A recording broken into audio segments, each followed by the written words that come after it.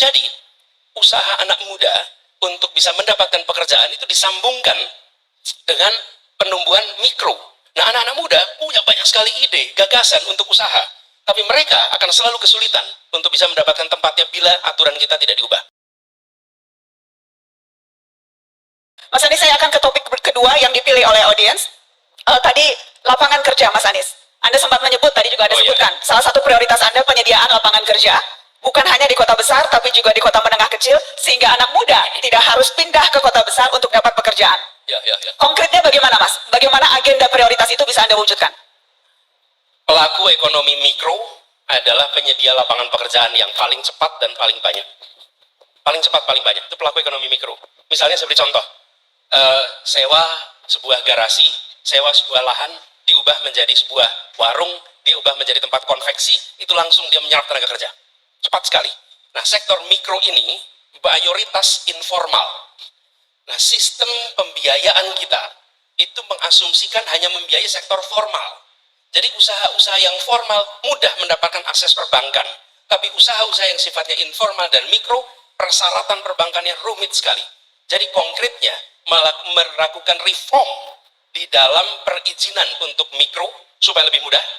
Yang kedua, mereform aturan-aturan terkait pembiayaan supaya mereka punya akses pada permodalan. Dengan ada itu, maka mereka bisa mengakses pasar. Saya beri contoh, di Jakarta. Di Jakarta ini banyak sekali yang usaha rumahan itu tidak bisa mengakses pasar online. Kenapa tidak bisa akses online? Karena nggak punya izin. Kenapa nggak punya izin? Karena dia usahanya dalam rumah. Begitu dia mengajukan izin, lalu Pemprov DKI akan bilang tidak diizinkan, Anda bukan di zona usaha. Padahal zona usaha cuma daerah tertentu, ini usaha di dalam rumah. Apa yang terjadi? Kami ubah aturan itu. Sekarang semua wilayah di Jakarta selama itu usaha rumahan, mereka bisa berusaha di rumahnya. Langsung punya namanya IUMK, izin usaha mikro kecil, langsung punya NPWP, langsung mereka bisa jualan ke pasar-pasar online. Apa yang terjadi? Perhatikan 4 tahun terakhir ini. Dulu, yang berjualan di pasar-pasar online adalah makanan-makanan kelas menengah ke atas. Hari ini, warung pecel lele di pinggir jalan pun bisa berjualan secara online. Kenapa? Karena mereka punya izin usaha, karena mereka punya NPWP, dan mereka bisa akses pada pasar. Jadi, usaha anak muda untuk bisa mendapatkan pekerjaan itu disambungkan dengan penumbuhan mikro. Nah, anak-anak muda punya banyak sekali ide, gagasan untuk usaha. Tapi mereka akan selalu kesulitan untuk bisa mendapatkan tempatnya bila aturan kita tidak diubah. Lalu, dorong agar pembiayaan dari pemerintah lewat BUMN, bank-bank BUMN, lewat bank-bank swasta diberi insentif agar mereka membiayai aktivitas-aktivitas yang sifatnya mikro. Dan ini bisa dikerjakan di seluruh Indonesia. Dengan cara seperti itu, maka lapangan pekerjaan akan meluas sekali. Bukan hanya sektor, ada satu lagi, namanya reindustrialisasi.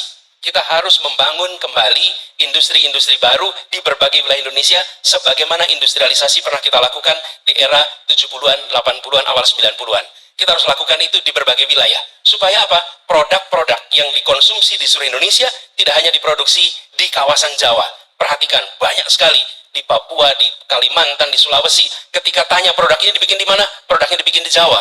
Ongkos logistiknya mahal. Kita harus melakukan reindustrialisasi. Itu kira-kira jawabannya. Baik, terima kasih. Kita kasih tepuk tangan untuk Mas Anies Baswedan.